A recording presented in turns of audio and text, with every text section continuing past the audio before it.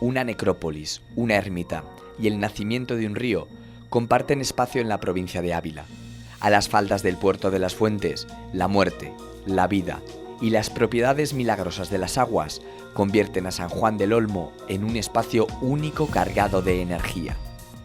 Falta muchísimo por conocer, plantea muchísimas preguntas. Llegan a beber de este agua ya una vez hecha su promesa y a los 9 meses pues nace el niño.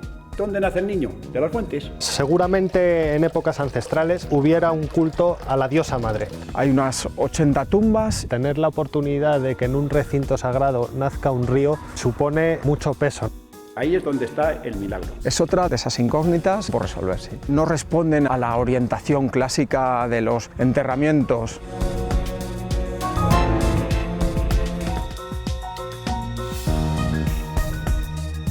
¿Qué esconden las páginas de los libros más antiguos?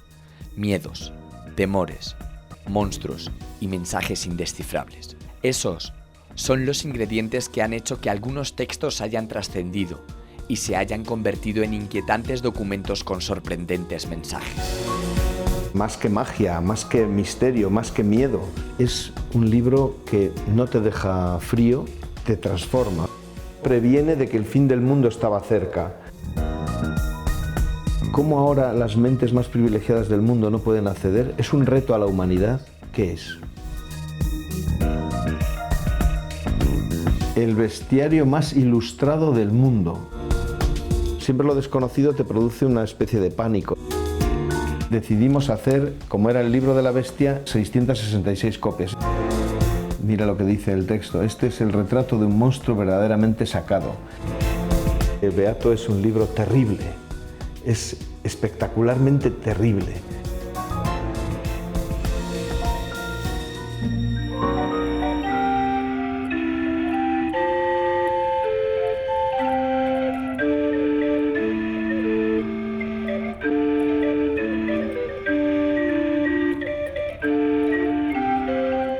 Los valles y montañas de nuestra comunidad guardan secretos que solo son revelados al visitante atento.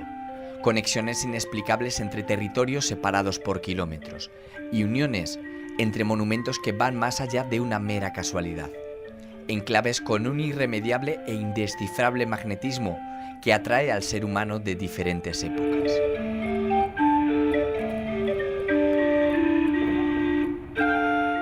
En el corazón de la tierra de los Betones, donde el sistema central se llama Sierra de Ávila, se asienta un territorio que plantea muchas preguntas. A las faldas del puerto de las Fuentes, la naturaleza, el ser humano y lo sagrado comparten un mismo espacio.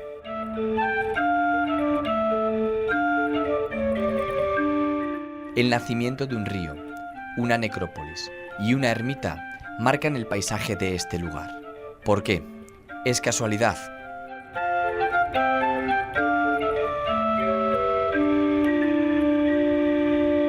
Juan Pablo, nos encontramos en un punto muy especial de la provincia de Ávila, ¿verdad? Sí, estamos en plena Sierra de Ávila, concretamente en el Alto de las Fuentes. Separa el Valle Amblés, que le tenemos en la vertiente sur, del Valle del Duero, de la zona de La Moraña, a 40 kilómetros de Ávila. La Sierra de Ávila tiene sus cotas más bajas en la ciudad y va ganando altura hasta el Cerro Gorría. Cabe destacar pueblos como San Juan del Olmo, al cual pertenece la ermita de Nuestra Señora de las Fuentes, o la necrópoli de la Cova, pueblos como Muñico, Quillán, Martierrero, que configuran este territorio. Es un sitio muy especial por el tipo de paisaje que tenemos, que prácticamente no se ha alterado durante siglos, en el que la riqueza arqueológica es muy destacable. Desde el Paleolítico, betones que habitaron en la Edad del Hierro y construyeron los grandes castros, hasta nuestros días. ¿Esta zona que tenemos a nuestra espalda ha sido muy estudiada o aún plantea muchas preguntas? Falta muchísimo por conocer, plantea muchísimas preguntas. Hay numerosas investigaciones que van desde esos primeros humanos que vivieron por aquí hasta nuestros días. Confluyen un centro religioso, un río y una necrópolis. Tenemos la ermita de Nuestra Señora de las Fuentes, probablemente que fuera un santuario desde época prerromana. Un poquito más abajo tenemos la necrópolis de la Cova, sin una aparente asociación del espacio de culto de esta ermita con la necrópolis. ¿Podríamos comenzar ese viaje a ver si encontramos esas conexiones que aún no han aparecido? Venga.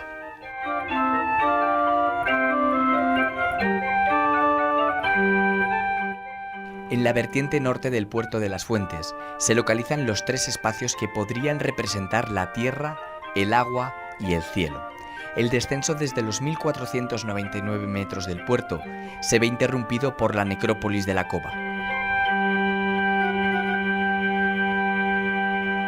Un área sepulcral de más de 12 hectáreas de extensión que supone todo un reto para los investigadores, ya que este lugar no ha sido estudiado en profundidad.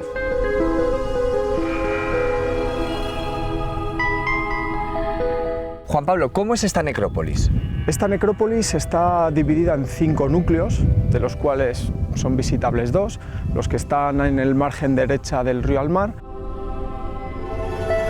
Hay unas 80 tumbas en fosa, con diferente morfología y con una orientación muy variable. No existe un patrón de orientación de estas tumbas nada claro. Estas, por ejemplo, que tenemos aquí, están norte-sur, otras este-oeste, noreste-suroeste. ¿Cómo se explica eso? Normalmente todas las necrópolis tienen una orientación este-oeste. Esto se explica porque no hay un poder que articula el territorio. El mundo urbano colapsa con la caída del mundo romano, el mundo visigodo, en la tarda antigüedad. Empieza a haber una dispersión de comunidades, pequeños núcleos, en los cuales es probable que hubiera ciertos contactos, pero no hay un poder centralizado, un poder jerárquico que articula a estas poblaciones, ni que marca los patrones de enterramiento. Aunque se supone que estas necrópolis pertenecen a comunidades de aldea, comunidades cristianas, al no estar asociados a ningún centro de culto, no responden a la orientación clásica de los enterramientos de época de periodo visigodo o posteriores ya de época pleno medieval, alto medieval. Al sur del sistema central está el mundo musulmán. En el norte, en la cornisa cantábrica, empiezan a aflorar los reinos cristianos con un poder centralizado. Hasta la reconquista de este territorio hay un vacío, no de población, sí de poder. Este espacio sería como un lugar especial para las gentes de la zona, un aglutinante de estas comunidades al tener un centro religioso común. Además, las necrópolis cumplen otras condiciones, una zona de paso, un río. Es un patrón que se repite. Tenemos el río Almar y además tenemos un lugar de paso históricamente utilizado por nuestros ancestros, que es el puerto de las Fuentes, que ponía en comunicación la zona de la Moraña con el Valle Amblés. ¿Qué es lo que queda por saber de este lugar? Realmente queda por saber mucho. En esta necrópolis no hay un contexto arqueológico claro. No hemos encontrado los restos de ajuares de los difuntos. Lo que podemos saber es eso, una ocupación desde el siglo VI, VII hasta el siglo X. Este tipo de yacimientos suscitan una cantidad de dudas impresionante.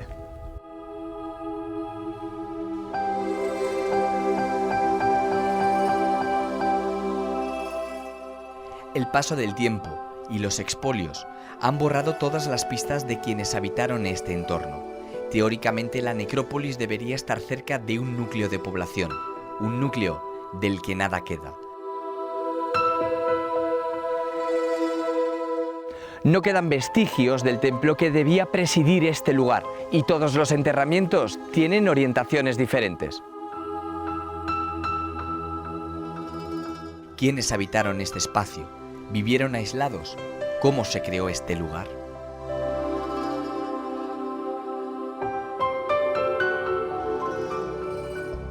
Ahora mismo, ¿dónde nos encontramos?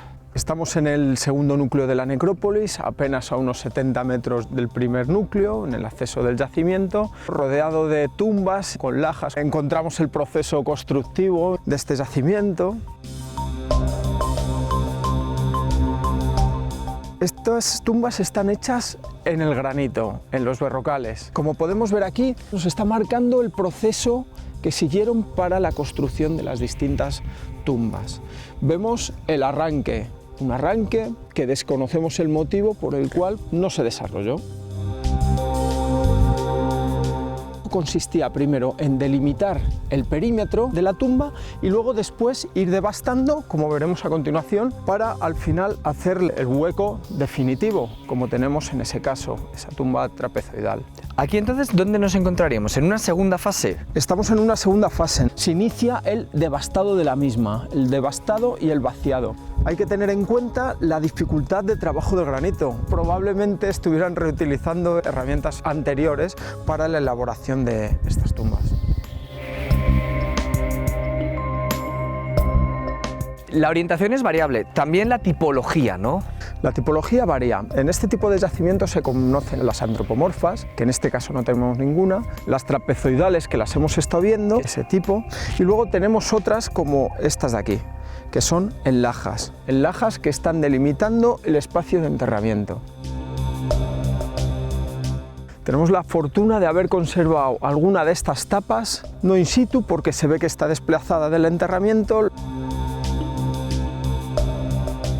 ¿Qué más se sabe de las personas que habitaron este lugar, o dónde habitaban, mejor dicho? Habitarían en pequeños núcleos de población de no más de 4 o 5 viviendas dispersos por toda la sierra. No hay un núcleo de población pegado a la necrópolis, con lo cual podemos suponer que era una zona utilizada por todas estas gentes.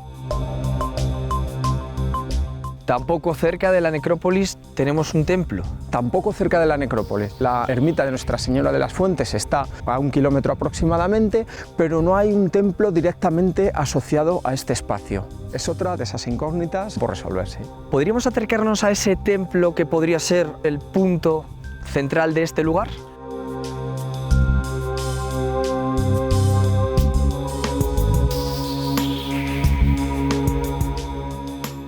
El elemento fundamental para que una comunidad se asiente es el agua. Sin el líquido elemento no hay vida. Todos los agrupamientos humanos siempre han estado cerca de una fuente de agua.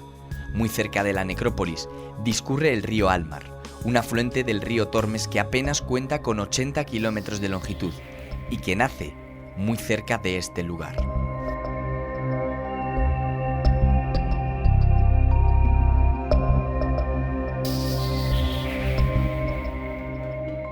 Nos encontramos ahora en esa fuente de agua que se relaciona con la necrópolis, ¿verdad? ¿Dónde estamos? Estamos en la ermita de las Fuentes, lugar de nacimiento del río Almar y muy cercanos a la necrópolis altomedieval de la Cova, a 1,5 kilómetros aproximadamente. No es una fuente cualquiera, tiene mucha simbología para los lugareños de San Juan del Olmo. Digamos que es la primera fase de donde nace el río, que sale el agua vertiente norte hacia su desembocadura, que es el Tormes. En el presbiterio nace el río Almar. ¿Qué es antes, la ermita o la fuente? Tiene similitud. Se cree que anteriormente a esta ermita que tenemos hoy, que es del siglo XVIII, hubiera una anteriormente en el que esté asociada el culto a las fuentes. Seguramente en épocas ancestrales hubiera un culto a las aguas, a la diosa madre.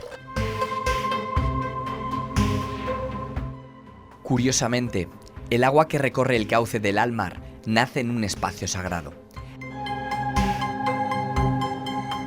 Esta surgencia se encuentra a tan solo unos metros de la ermita de Nuestra Señora de las Fuentes, un templo que fue levantado en el siglo XVII.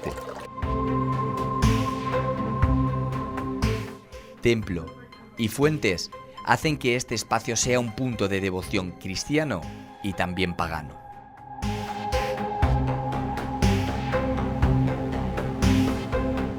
¿Dónde nace realmente el río Almar? Pues nace aquí, en el interior de esta ermita de las Fuentes, en el altar, justo en este pozo, nace el río Almar. No es ninguna casualidad, tiene un porqué.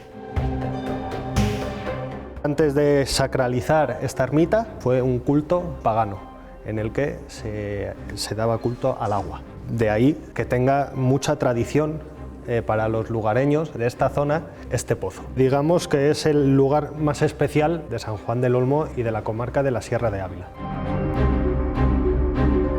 ¿Se ha sacralizado también ese culto a las aguas? Digamos que de algún modo sí. Cuenta la tradición, que en algunos casos actualmente se ha hecho verdad, en el que las mujeres que no podían concebir hijos, bebiendo agua de este pozo, digamos que ayudaba.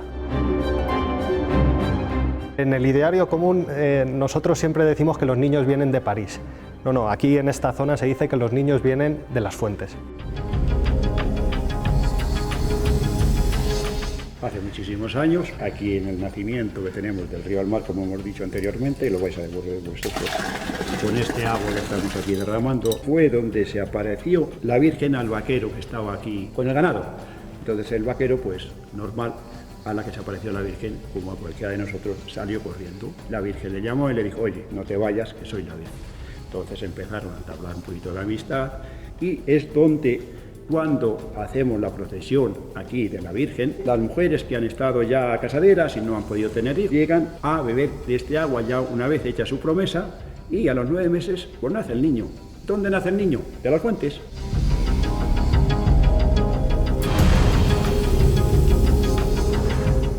¿Podría ser el agua el nexo que diera coherencia a este triángulo? ¿Puede guardar la necrópolis relación con este espacio? ¿Ha sido siempre la ladera norte del puerto de las Fuentes un lugar sagrado? Parece complicado creer que el emplazamiento de los 3 elementos sea una coincidencia.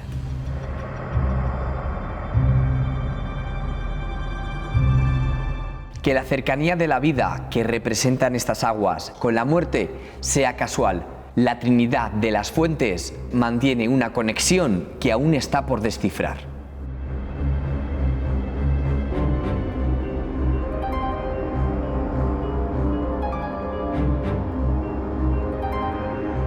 ¿Cómo se extrae ese agua?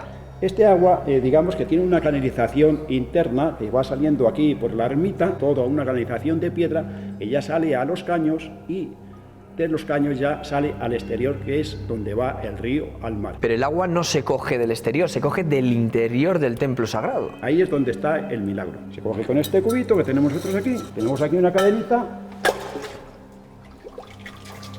y las personas que deseen pues beben directamente del cubo. Ya ha habido muchísimos casos aquí años anteriores que muchas mujeres que llevaban ya 1 año, llevaban 2 y no se podían estar en estado de gestación, pues se ocurrió el milagro a través de que la Virgen se lo concedió.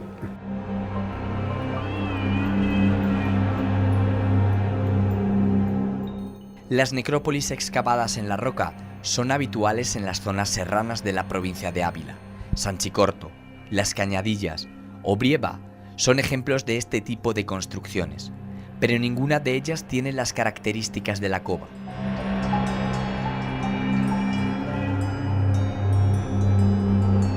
Podría ser que la ciudad de los muertos fuera solo una pequeña parte de un espacio sagrado mucho mayor.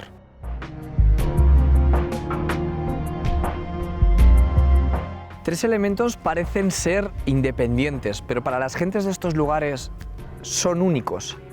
Para la gente de estos lugares son 3 emblemas. Tener la oportunidad de que en un recinto sagrado nazca un río supone mucho peso a la hora de tener este recurso.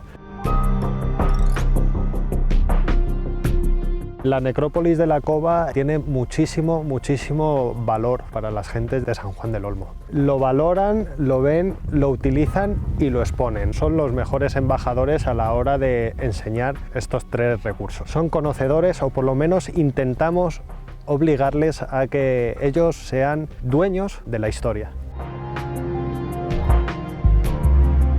Ellos, mediante tradición oral, que han oído de sus ancestros, pues te cuentan historias que desconocíamos sobre la ermita, sobre la cova. Toda esta gente mayor que atesora una gran tradición oral son valiosísimos a la hora de enseñar y exponer todo esto.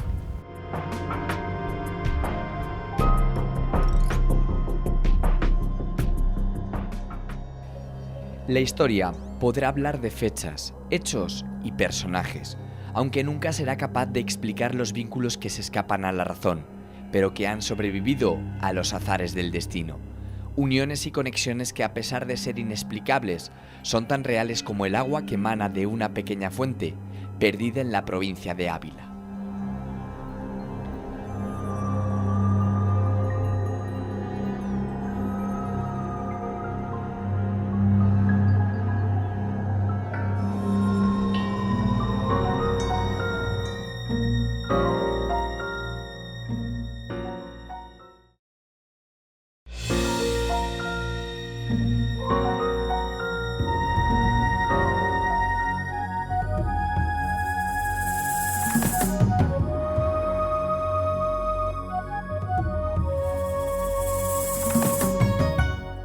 Conjunto de muchas hojas de papel u otro material semejante que encuadernadas forman un volumen.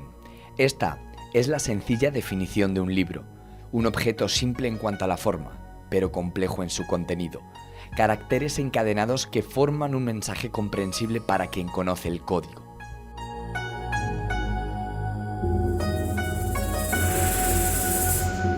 Letras. Con ellas se forman los mensajes. La escritura es uno de los grandes avances del ser humano.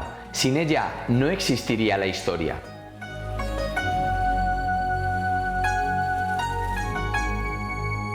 No existiría el pasado ni se podría registrar el presente. Signos que aparecieron en la antigua Mesopotamia hace 5000 años y que han servido para expresar desde acuerdos comerciales hasta mensajes mucho más impactantes.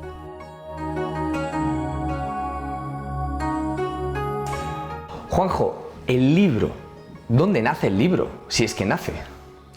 El libro dicen que nace en Mesopotamia con las tablas de arcilla, con la escritura cuneiforme, por un intento de administración. El primer libro fue una tablita de arcilla en la que había un niño pastor, hace el dibujo de una oveja, en otro trocito de barro marca el número de ovejas que tenía su rebaño. El libro forma parte de la comunicación y va evolucionando a la transmisión de conocimiento. Y luego se cuenta la historia, la leyenda. Del barro pasamos al papiro en Egipto, al pergamino ya en Grecia, y en Roma se utilizaban las tablitas de cera. Y ahí tenemos ya el primer formato especial del libro, que ya tiene un formato como de códice.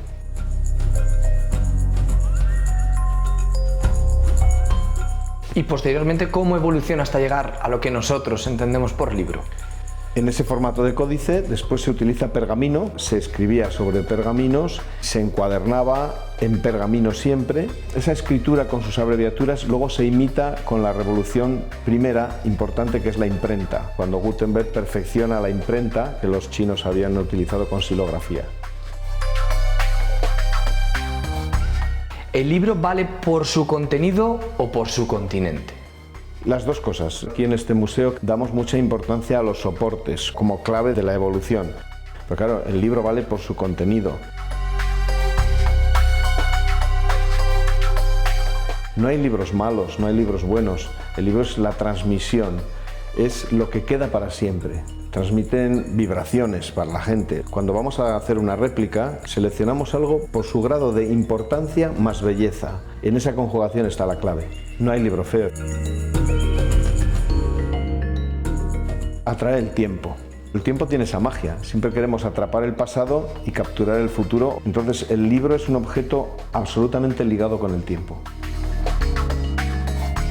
En los 20 años de Siloé nos hemos fijado siempre en libros muy especiales. Fíjate lo que nos ha ocurrido ahora con el manuscrito Voynich. Llegar a la biblioteca Beinecke, tocar por primera vez este manuscrito, ha supuesto para nosotros más que magia, más que misterio, más que miedo. Tocas un libro con tanta historia, con tanta leyenda, te da miedo.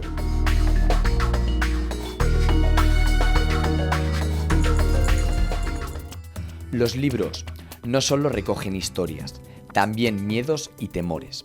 A mediados del siglo IX, una nueva forma de pensar explotó en Europa, el milenarismo, una teoría que proclamaba que el siglo X sería el fin del mundo.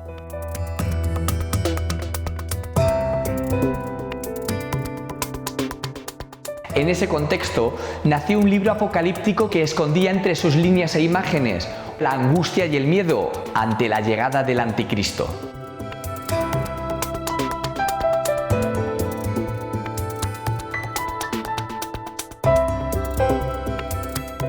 libro que fue copiado siglo y medio después de su aparición y que fue custodiado en el monasterio de San Millán de la Cogolla.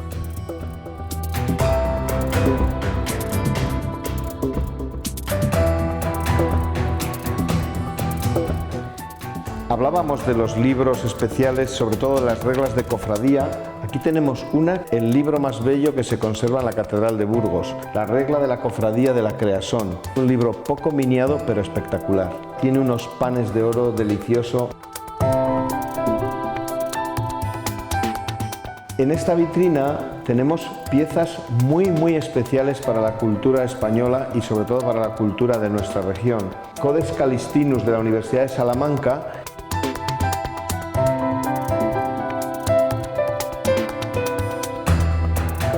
Pero lo que más nos puede llamar aquí la atención son estos libros que tienen 1000 años de antigüedad, los Beatos de Liébana.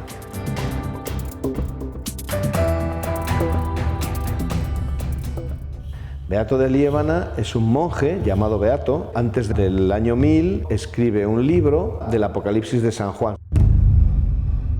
Previene de que el fin del mundo estaba cerca. De esas copias de Beato se conservan 22 en este momento. En Ginebra se descubrió una de las copias, que es esta, miniado y escrito en el monasterio de Montecassino en Italia, posiblemente por un monje español que aprendió de los beatos aquí en los monasterios españoles.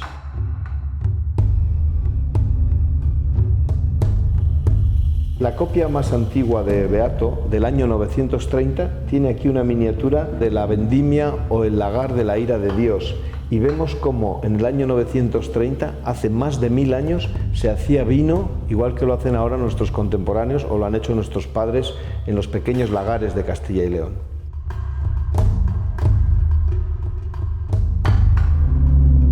El Beato es un libro terrible, es espectacularmente terrible. Habla de las plagas, del fin del mundo, del miedo a ese fin del mundo que se iba a aproximar en el año 777 o en el año 1000. Se dice que Picasso se inspiró en estas caras. Fijémonos en el Beato más pequeño que existe, realizado en el Scriptorium de Sahagún. Su original se conserva en la Biblioteca Corsiniana en el Trastevere, en Roma. ¿Para qué servían? ¿Para asustar a la gente? No exactamente asustarles, pero sí transmitirles la fe que se necesita para soportar y para trascender de este mundo.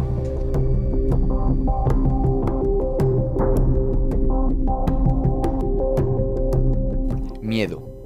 Ese es el denominador común que sirve de vínculo entre los libros más inquietantes escritos en el medievo, el reflejo de una forma de pensar en la que el mal acechaba a la vuelta de la esquina. En las páginas de los libros comenzaron a aparecer inquietantes bestias, algunas de ellas reales, otras imaginadas. Los temores y terrores del ser humano alimentaron la imaginación de los escribanos.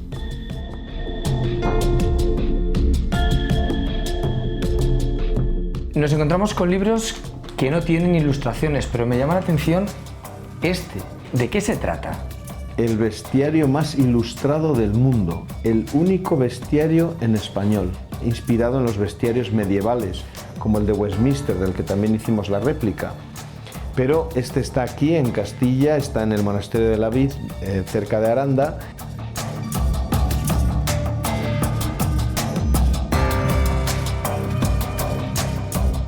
Un libro de bestias, un libro que habla de animales, de sus propiedades, no solo las propiedades de los animales, sino también tiene descripciones moralizantes que influyen en la sociedad.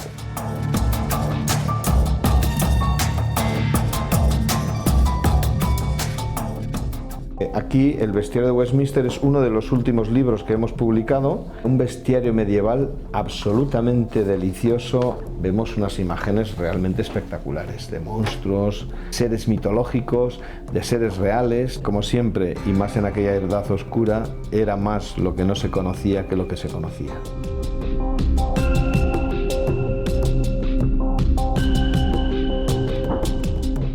Este bestiario recoge la tradición también de los monstruos medievales, el Blemia, que es el que tenía la cara en el pecho, con el garrote. Mira lo que dice el texto: este es el retrato de un monstruo verdaderamente sacado. La mujer del cuerpo, que el cabello es todo su cuerpo, el esciápodo.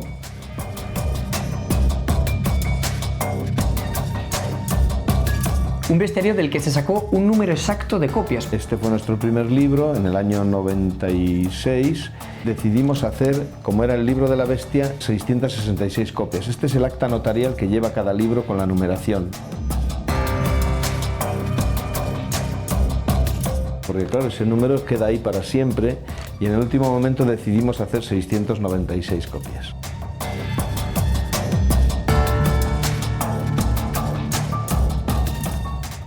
¿Son también, a pesar de ser facsímiles, libros especiales? El bibliotecario de la vid, cuando alguien pide ver el bestiario, siempre saca el facsímil y no dice que es el original. Y cuando la gente llega aquí, por este realismo que nos caracteriza, cuando llega al final y ve el acta notarial se da cuenta de que es una copia. No es un original, pero es una edición cotizada, agotada ya desde hace muchos años y muy valiosa. Forma parte de la bibliofilia.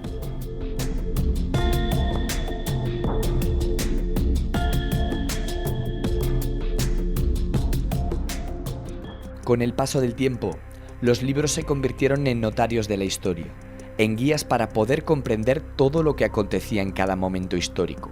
El horror dio paso al conocimiento, y en Burgos nació el que es el memorial ecuestre más antiguo del planeta, una guía que representa a más de 300 caballeros de la Cofradía de Santiago.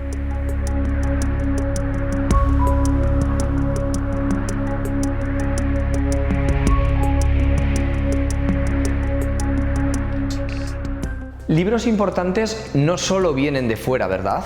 Nosotros nos fijamos en un libro de la Cofradía del Santísimo y Santiago de Burgos, que tenía la sede en la catedral y que se dedicaba al bien social. Sus cofrades, unos tenían armas y otros tenían sabiduría. Unos se representan con estandartes, médicos, que eran clérigos, y otros se presentan con espadas o bofordo.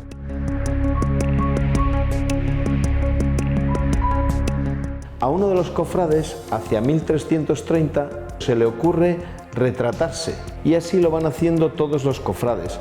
También hay una miniatura que representa a San Pedro y a Santiago y otra miniatura que habla de los reyes católicos que son cofrades. Este libro, que recoge esos retratos, se cose pergamino a pergamino durante casi 4 siglos, más de 300 años con los retratos. Es un libro que constituye el armorial ecuestre más antiguo de Europa, posiblemente uno de los libros más importantes de la historia de España.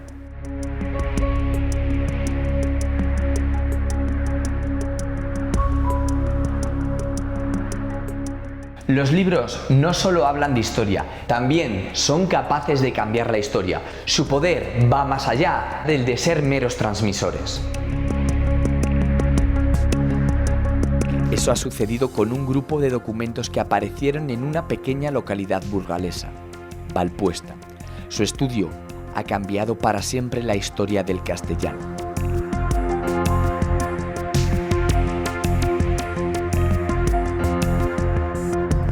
Normalmente son los libros los que recogen una historia, pero a veces también son los libros quienes cambian la historia, como esto que tenemos aquí delante, ¿verdad? La historia no la va a cambiar, la historia es única, pero sí que contribuye a clarificar un poco. El asunto del origen del castellano. La cuna del castellano somos muchas provincias de España en las que se empieza a desarrollar esa especie de corrupción del latín.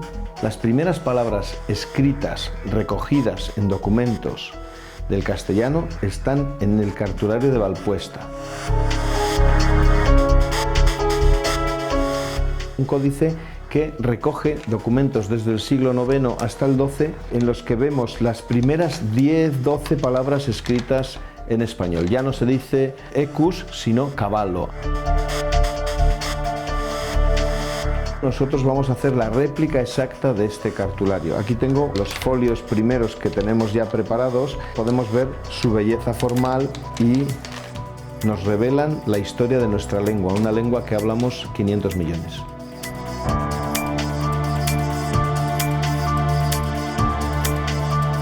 Letras, palabras y un mensaje. Esos son los ingredientes que se mezclan en un libro.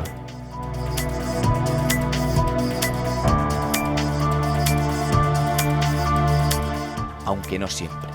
De entre todos los libros a los que se han enfrentado los expertos de Siloé, destaca uno. Su nombre, Manuscrito Voynich. El original está custodiado en la Universidad de Yale. Su aspecto podría convertirle en un libro más, pero tras sus trazos se esconde uno de los grandes misterios de la humanidad. Nadie sabe qué quieren decir estos renglones. Su significado es una incógnita.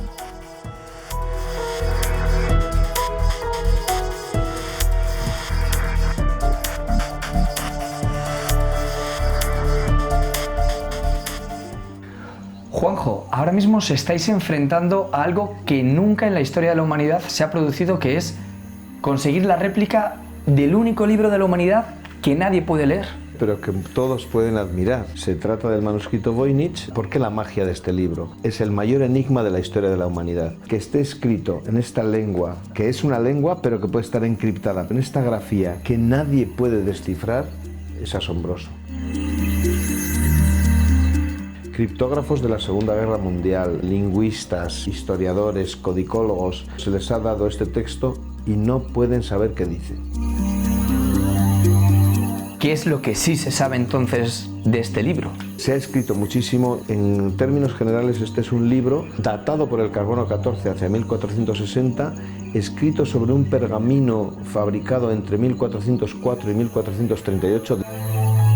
Este manuscrito se vende a Rodolfo II, no se sabe quién lo vende, por eso hay una teoría que dice que pudo ser un timo para que el emperador pagase una fortuna por un libro tan misterioso, porque era un coleccionista de cosas raras. Lo van heredando diferentes rectores de la Universidad de Praga. El último en tener el libro es Marci. Lo que sabemos es que después Voynich descubre en un colegio jesuita este libro por casualidad. La viuda de Voynich, más de 30 años después de morir, Wilfried Voynich, no sabemos cómo decide subastar el manuscrito. Y lo compra Krauss, y en el 62 publica este catálogo, decide venderlo por $160.000, no lo vende y al final lo dona a la Universidad de Yale, a la biblioteca Beinecke de libros raros, que era una de las más importantes de Estados Unidos.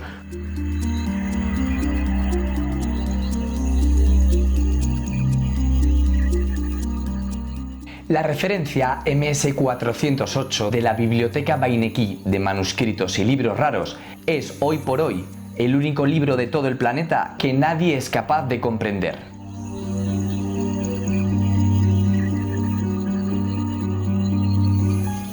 Los estudios revelaron que el pergamino fue fabricado en la primera mitad del siglo XV. Medio milenio después, se ha convertido en el jeroglífico más estudiado de las últimas 5 décadas.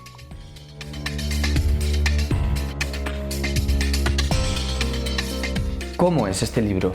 Es un libro aparentemente normal, como un códice. Tiene algún roto con sus cosidos. Principalmente se trata de un herbario, retratos de las plantas y lo que supuestamente serían descripciones de esas plantas y de sus propiedades. Habría una parte de recetas.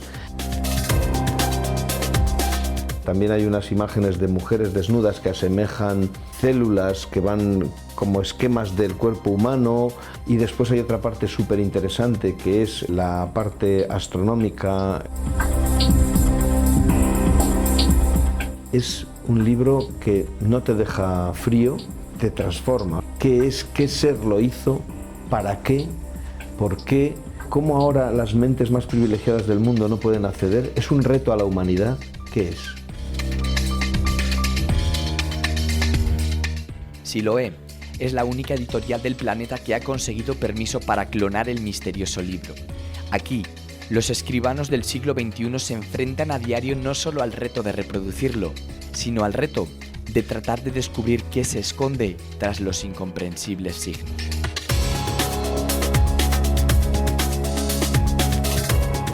Cuando tocas el códice te da miedo, porque no sabes qué ser ha podido escribir esto. Siempre lo desconocido te produce una especie de pánico. Su belleza te transforma, te hace que te cautive. ¿Sabéis que estáis haciendo entonces las labores de la persona que lo escribió? Somos fotocopistas, permíteme la expresión. Es un proceso en el que intervienen hasta 23 empresas diferentes y profesionales, 70, 80 personas, y es un proceso que lleva mucho tiempo. Uno de los propósitos de la ejecución de esta réplica es que se preserve el original. También, al poder adquirir una copia tan real, pueda ayudar a gente a desvelar poco a poco este secreto. En este momento, mientras tú y yo hablamos, siempre habrá gente, miles de personas trabajando en este instante en el mundo, en el Voynich.